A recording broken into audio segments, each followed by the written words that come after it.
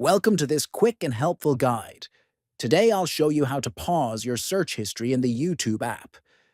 If you're looking to enhance your privacy or simply prevent YouTube from saving your past searches, this video is for you.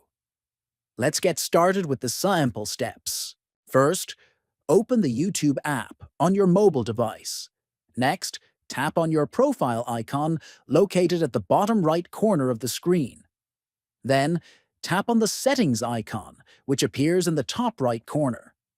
After that, scroll down and tap on History and Privacy. Now find the option that says Pause Search History and tap on the toggle switch next to it. Finally, a confirmation pop-up will appear. Tap Pause to confirm your choice. That's it. Your search history is now paused, and YouTube will no longer save your future searches until you resume the setting. Thanks for watching. If you found this guide helpful, consider subscribing for more useful tech tips and tutorials.